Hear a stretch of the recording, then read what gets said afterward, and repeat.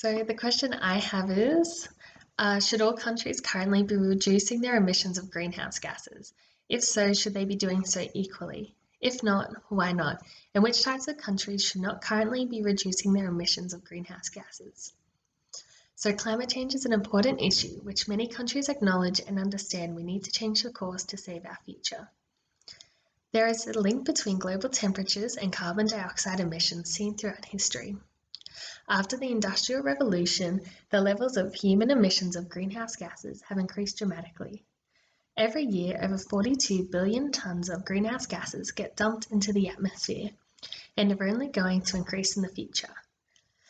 Overall, these anthropogenic impacts to the atmosphere will create severe changes to climate and weather patterns, including mass coral bleaching events, more frequent natural disasters, and global warming. As well as harming the environment, climate change will impact the lives of many.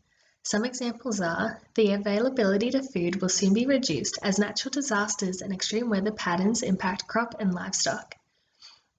With 145 million people living 3 feet or less above sea levels, the rising waters and severe weather patterns will impact housing and development. These rising seas and flooding also impact human wastewater treatment and stormwater disposals, which increase the risk of pathogens like bacteria and viruses that create deadly waterborne diseases. Higher temperatures are more likely to cause heat exhaustion, heat stroke, hypothermia, and dehydration.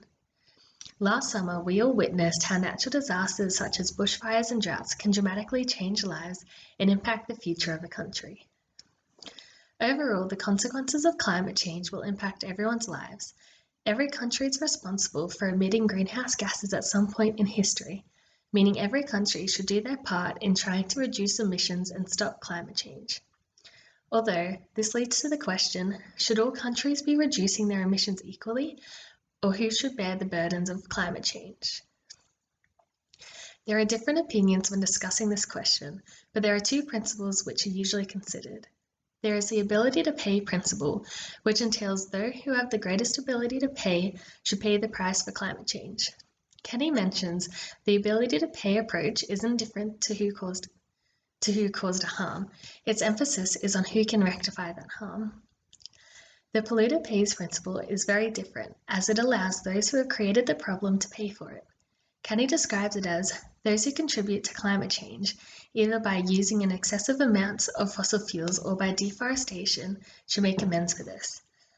These principles have positive and negative factors when trying to decide who should pay the price for climate change, but both principles include some nations paying more than others. Through history, some countries have revolutionized by using fossil fuels to propel themselves into the future, without realizing the effects greenhouse gases have on the atmosphere. Now, with further research, all nations understand that we need to reduce greenhouse emissions and turn to renewable energy sources. Developing nations are still continuing to revolutionize through the use of fossil fuels, following the way other nations did in the past. These countries cannot afford to switch to renewable energy and have no other resources to use the fuel for their economy. For these reasons, Kenny argues that the least advantaged have a right to emit higher greenhouse gas emissions than do the more advantaged of the world. As most people consider the polluter pays principle, Kenny argues it would be unfair within this situation. A developing country would be unable to pay for the emissions they release and would be unable to progress their economy with any other energy source. Although Kenny mentions that within this polluter pays principle, it isn't specified when the countries are required to pay. He argues that a poor country may emit lots of pollution while trying to revolutionize and is unable to pay the price during this time. But later, this country may become considerably rich due to their improvement in the economy, enabling them to compensate for the harm they've caused to the environment. Kenny suggests that the key point here is that the argument from poverty does not entail that a polluter pays approach should be abandoned. In this scenario, even though the polluter pays principle can be used, it is more beneficial to use the ability to pay principle.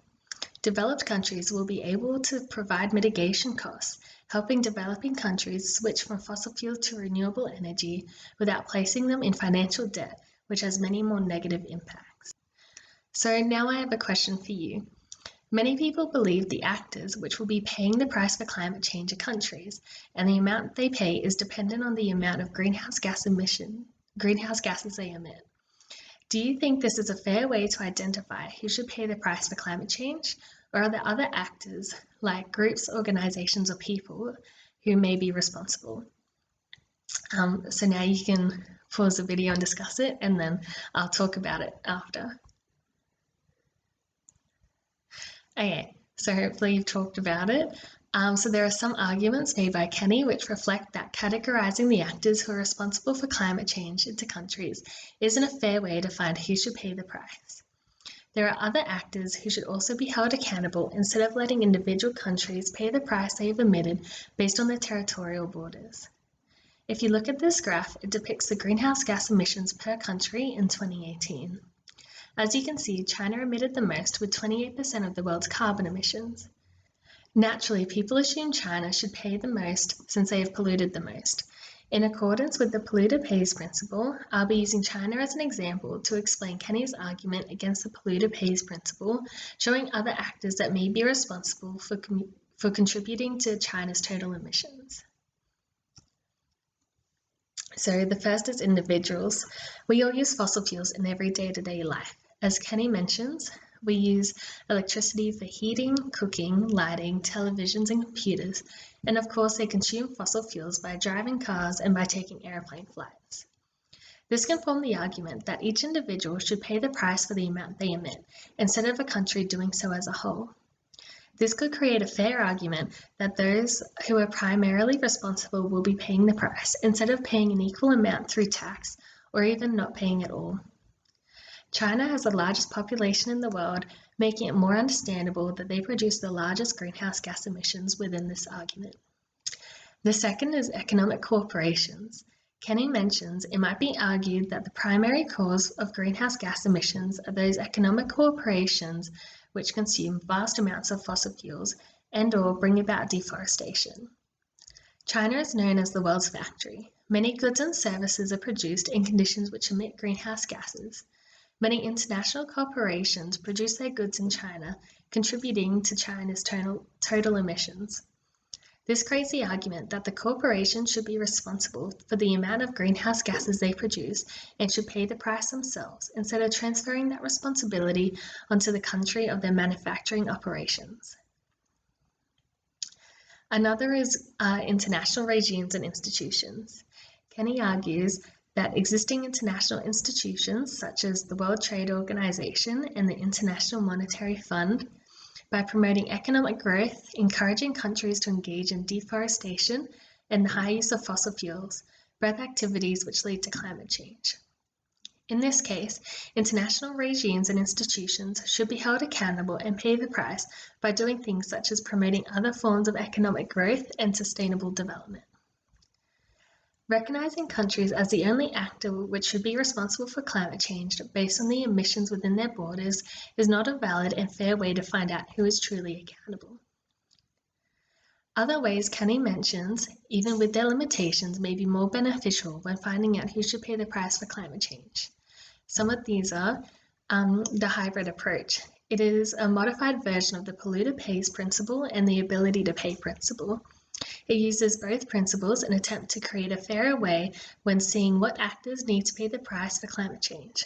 Kenny explains it recognizes that the polluter pays approach needs to be supplemented, and it does so by ascribing duties to the most advantaged, an ability to pay approach. Allowing each country to have a revised quota to help manage greenhouse gas emissions could be a possible way to create more fairness when finding who should bear the burdens of climate change. This quota can include the population, the amount of emissions a nation has released through history, the economic development of the country, and also the economic corporations created in that nation, even if it has factories overseas. Then once factoring in these components, it can create a reasonable quota relating to the polluter pays principle and the ability to pay principle. Even as these two ideas have some benefits by combining both of the principles, there are many more limitations and consequences which may be formed by them. In the near future, it seems unlikely that we'll find a fair way to allow those responsible for climate change to pay for the price. Although Kenny argues that we have a good reason to prioritise the interest of the global poor. For this reason, I would suggest here that the least advantaged have a right to emit higher greenhouse gas emissions than do the more advantaged of the world. So now my last question for you is, what principles or ideas do you think are the fairest when determining who should pay the price for climate change? Or which do you think would be best adapted to determine this? Here's my bibliography, but I'll leave it on the question so you guys can talk about it. Thank you.